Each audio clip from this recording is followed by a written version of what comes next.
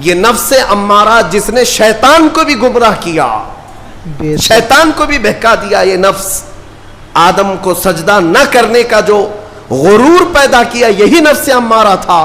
اس نفس امارہ کو اگر کوئی کنٹرول کرا سکتا ہے تو وہ ماہ رمضان المبارک ہے.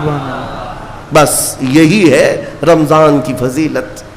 رمضان المبارک اس لیے تمہیں دیا گیا کہ بڑی بڑی طاقتیں تمہارے نفس کو قابو میں نہیں کر پائیں گی, لیکن رمضان کے روزے تمہیں کنٹرول میں لے آئیں گے, کنٹرول میں لائیں گے. اب سمجھ میں آیا کہ روزے کیوں رکھائے جا رہے ہیں؟ ارے گرمیوں کی شدت ہے, ادھر حلق سوکھا جا رہا ہے, پیٹ پیٹ سے لگ جاتا ہے. ان لوگوں کو پوچھو روزہ کیسا ہوتا ہے جو مزدوری کرتے ہیں, ان لوگوں سے پوچھو جو دن بھر کام کاج کرتے ہیں.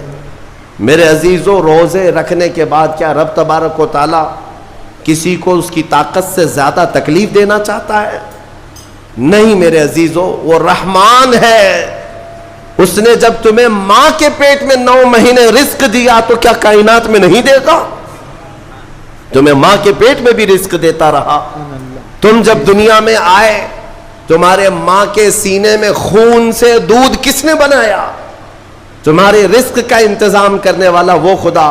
اگر تمہیں حکم دیتا ہے کہ صبح سے لے کر شام تک بھوکے رہو تو یہ اس کا ظلم نہیں بلکہ یہ عین کرم ہے. اللہ تبارک و تعالیٰ کا رحم ہے تم پر کہ وہ مولا ہماری اصلاح چاہتا ہے کہ ہمارے اندر تقوی آ جائے, جسم میں بھی اور روح میں بھی. اب ایک اور بات میں آپ کو بتا دوں, میں نے ایک بات پڑھی تھی نفس کے متعلق, یہ نفس امارہ. اسی لیے امام غزالی رحمۃ اللہ تعالی علیہ نے فرمایا اللہ کی جو مخلوق ہے وہ 3 طرح کی ہے, ایک فرشتے, دوسرے انسان, تیسرے جانور. یہ 3 الگ الگ قسم کی مخلوق ہیں, کیونکہ اللہ تعالیٰ نے تینوں کو جو چیزیں دی ہیں ان میں فرق ہے. فرشتوں کو اللہ نے عقل دیا ہے, نفس نہیں ہے.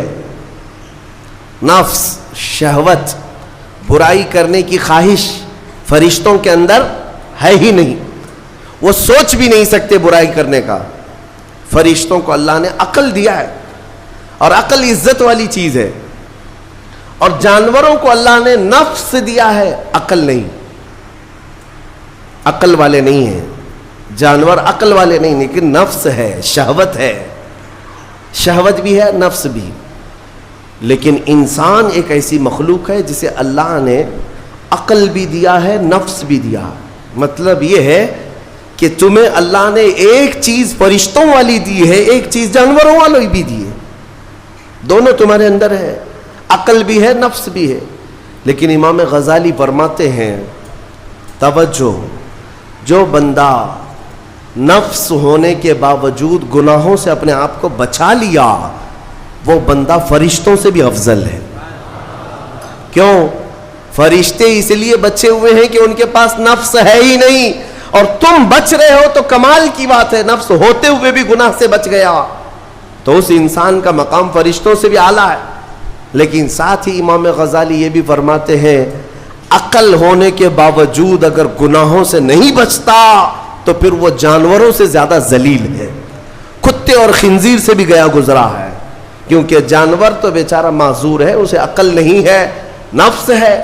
تمہارے پاس عقل ہے, اس کے باوجود حرام کاریاں کر رہے ہو تو جانوروں سے زیادہ گر گئے. فیصلہ تمہارے ہاتھ میں ہے کہ تم کون سی زندگی گزارنا چاہتے ہو, کون سی, کہ تم نفس کے پجاری بن جاؤ یا عقل کا صحیح استعمال کر کے فرشتوں والی صفات پر عمل کرو. عزیزان گرامی وقار, نفس اور عقل یہ جو 2 چیزیں ہیں ان کو میں آپ کے سامنے تھوڑا سا کھول کر کے عرض کرتا ہوں. عقل جو ہے عزت والی چیز ہے, جسے بھی دی گئی ہے وہ عزت والا ہے. کیوں عزت والی ہے یہ عقل؟ پوری دنیا میں عقل کا ہی تو کمال ہے. جس کے پاس عقل ہے وہ بادشاہ ہے, جس کے پاس عقل ہے وہ لوگوں کو ہانکتا ہے, پوری دنیا کو ادھر سے ادھر کر سکتا ہے. عقل. اور نفس جو ہے, نفس برائیوں کی طرف بلانے والا, عیاشی کی دعوت دینے والا, موج مستی کرانے والا اور اپنے آپ کو تباہ کروانے والا. اچھے بھلے نوجوان 25 سال کی کڑیل جوانی ہے, کون ہے جو انہیں نشے کے اڈے پر لے جاتا ہے؟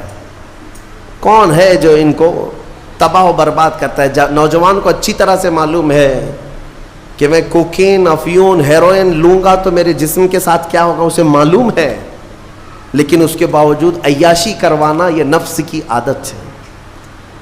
کسی کے اوپر نفس غالب آتا ہے، کسی کے اوپر عقل غالب آتی ہے۔ عقل جس کے اوپر غالب آ گئی وہ اچھا آدمی ہے، نفس جس کے اوپر غالب آ گیا وہ شیطان کا پجاری ہو گیا، نفس کی سننے والا۔ اب یہ دونوں جو چیزیں ہیں میں بتاتا ہوں آپ کو۔ روایت میں ملتا ہے کہ جب اللہ نے عقل کو بھی پیدا کیا اور نفس کو بھی پیدا کیا تو اپنے سامنے حاضر کیا، عقل سے پوچھا کہ اے عقل بتا میں کون ہوں اور تو کون ہے؟ عقل نے کہا یا ربی انا عبدک وانت ربی، اے اللہ میں تیرا بندہ ہوں اور تو میرا رب ہے۔ عقل نے کیا کہا؟ میں تیرا بندہ ہوں اور تو میرا رب ہے۔ اللہ نے عزت سے نوازا، اقرار کیا نا بندہ ہونے کا، عقل نے اقرار کیا۔ پھر نفس کو بلایا، نفس سے پوچھا بتا میں کون ہوں اور تو کون ہے؟ نفس نے کہا انت انت انا انا، تو ہے میں ہوں۔ یہ غرور تھا نفس کے اندر، یہ گھمنڈ تھا نفس کے اندر کہ میں ہوں۔ نفس جس کے اندر غالب آتا ہے وہ آج بھی یہی کرتا ہے، میں ہوں، کسی کے سامنے کیا جھکنا ہے۔ تو حکم ہوا کہ اس نفس کو 100 سال جلایا جائے۔ 100 سال جلایا گیا، اس کو عذاب دیا گیا نفس کو۔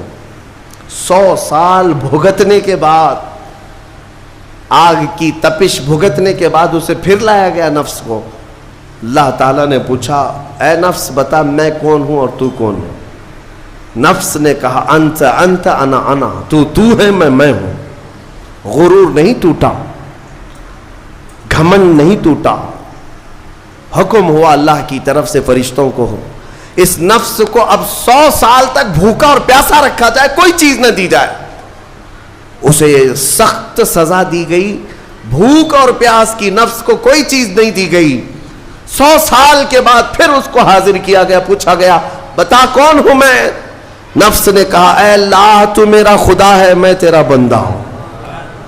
فرمایا بزرگوں نے کہ نفس کو اگر کوئی جھکا سکتا ہے تو وہ بھوک ہے، اسی لیے مولا نے رمضان کے روزے تم پر فرض فرمایا۔ نفس کو جھکا سکتے ہو، نفس کو کنٹرول میں لا سکتے ہو تو بھوک کے ذریعے سے۔ ہاں یہ بھوک اور پیاس یوں ہی نہیں دی گئی ہے۔ دنیا اگر سمجھتی ہو کہ مسلمانوں کو یہ بھوکا اور پیاسا رکھوایا جا رہا ہے تو انہیں کیا خبر ہے کہ روح کسے کہتے ہیں، نفس کسے کہتے ہیں؟ جو آلریڈی غلاظت میں پڑے ہوئے انہیں کیا سمجھ ہے؟ لیکن الحمدللہ ہمارا تصور ہے آخرت کا، ہمارے ہاں تصور ہے جنت کا، ہمارے ہاں تصور ہے جہنم کا، اللہ کی بارگاہ میں حساب کا۔ اس لیے ضروری یہ بن پڑتا ہے کہ ہم اپنی دنیا میں ہی اصلاح کریں۔